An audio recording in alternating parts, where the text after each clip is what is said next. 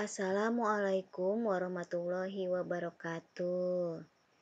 Selamat pagi anak-anak. Bagaimana kabarnya? Mudah-mudahan kita diberikan kesehatan jasmani maupun rohani dan selalu dalam lindungan Allah Subhanahu wa taala. Amin. Bapak atau Ibu, orang tua wali murid di rumah masing-masing, terlebih dahulu perkenalkan, nama saya Ulfa Depi Sukmawati, SPDI, Guru SMP Negeri 4 Karanganyar, mengajar mulok Bahasa dan Sastra Sunda kelas 7, 8, 9, dan IPS kelas 7, sekaligus wali kelas 7C.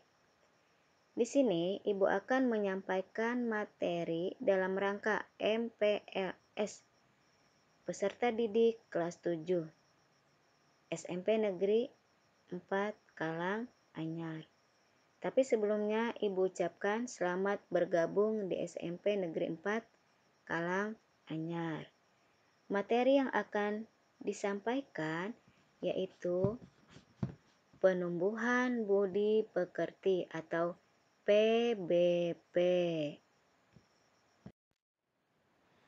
Penumbuhan budi pekerti yang disingkat PBP menurut pasal 1 Peraturan Menteri Pendidikan dan Kebudayaan Permendikbud nomor 23 tahun 2015 tentang penumbuhan budi pekerti adalah kegiatan pembiasaan sikap dan perilaku positif di sekolah yang dimulai sejak hari pertama sekolah pada masa pengenalan lingkungan sekolah atau MPLS. MPLS ini yang sekarang kita lakukan. Apa sih MPLS? MPLS adalah serangkaian kegiatan pertama masuk sekolah pada setiap awal tahun pelajaran baru. Selama MPLS inilah kita melaksanakan PBP, penumbuhan budi pekerti dalam bentuk pembiasaan yang bertujuan untuk menumbuhkan kebiasaan yang baik dan membentuk generasi berkarakter positif. Jika berpedoman bagian lampiran Permendikbud nomor 23 tahun 2015, pembiasaan yang harus dilakukan sekolah atau kita dalam kaitan PBP terbagi dalam 7 kegiatan. Di antaranya yaitu 1. Menumbuh kembangkan nilai-nilai moral dan spiritual. Maksudnya, mewujudkan nilai-nilai moral dalam perilaku sehari-hari. Nilai moral diajarkan oleh guru pada siswa.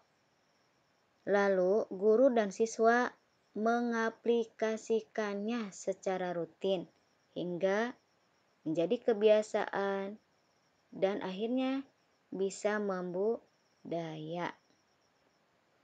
Kegiatan wajibnya yaitu guru dan peserta didik berdoa bersama sesuai dengan keyakinan masing-masing. Sebelum dan sesudah pembelajaran dipimpin oleh seorang peserta didik secara bergantian di bawah bimbingan guru.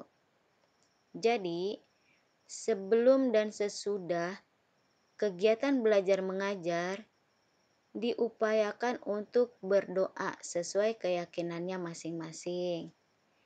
Dipimpin oleh salah satu teman kalian secara bergantian atau bergilir yang dipilih oleh guru.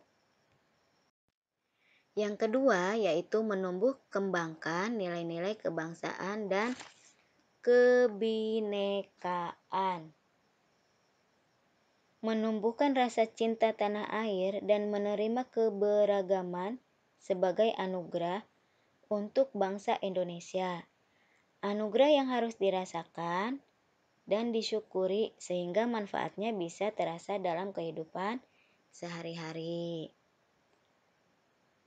Untuk menumbuhkan rasa cinta kita kepada tanah air, kita harus membuktikannya dengan beberapa pelaksanaan. 1. Melaksanakan upacara bendera setiap hari Senin dengan mengenakan seragam atau pakaian yang sesuai dengan ketetapan sekolah. Yang kedua, melaksanakan upacara bendera pada pembukaan MPLS. Yang ketiga, sesudah berdoa setiap memulai pembelajaran atau kegiatan belajar mengajar, guru dan peserta didik menyanyikan lagu kebangsaan Indonesia Raya atau satu lagu wajib nasional atau lagu terkini yang menggambarkan semangat patriotisme. Itu tiga tanda rasa cinta kita, menumbuhkan rasa cinta kita terhadap negara Indonesia. Yang ketiga yaitu mengembangkan interaksi positif antara peserta didik dengan guru dan orang tua. Pendidikan adalah tanggung jawab bersama antara sekolah, peserta didik, dan orang tua. Interaksi positif antara tiga pihak tersebut, guru, murid, dan orang tua, dibutuhkan untuk membangun persepsi positif, saling pengertian dan saling dukung demi terwujudnya pendidikan yang efektif. Jadi, tidak hanya guru dan siswa doang. Orang tua pun harus interaktif atau interaksi atau mendukung demi terwujudnya pendidikan yang efektif. Kegiatan wajibnya itu sekolah mengadakan pertemuan dengan orang tua siswa pada setiap tahun ajaran baru untuk mensosialisasikan visi sekolah, aturan sekolah, dan materi dan rencana capaian belajar siswa agar orang tua turut mendukung keempat poin tersebut. Jadi orang tua ini harus memperhatikan kegiatan belajar anak-anaknya di sekolah. Tidak boleh cuek atau kurang perhatiannya terhadap siswa. Yang keempat yaitu mengembangkan interaksi positif antar peserta didik. Siswa-siswi hadir di sekolah bukan hanya belajar akademik semata, tapi juga belajar bersosialisasi, bagaimana cara mengasihi teman, cara menghormati sesama teman, saling mengasihi, saling memberi. Interaksi positif antar peserta didik akan mewujudkan pembelajaran dari rekan, peer to learning, sekaligus membantu siswa untuk belajar bersosialisasi. Maka tak akan ada pepatah mengatakan yang kayak gini, tak kenal maka tak sayang maka tak merasa memiliki. Jadi kalau tidak saling kenal, mereka akan cuek satu sama lain. Kegiatan wajibnya itu membiasakan pertemuan di lingkungan sekolah atau rumah untuk belajar kelompok yang diketahui oleh guru dan orang tua. Jadi, jika satu sama lain saling mengenal dengan baik, maka pembelajaran bisa dilakukan di rumah dengan cara bekerja kelompok untuk memecahkan satu masalah yang belum tersampaikan misalnya.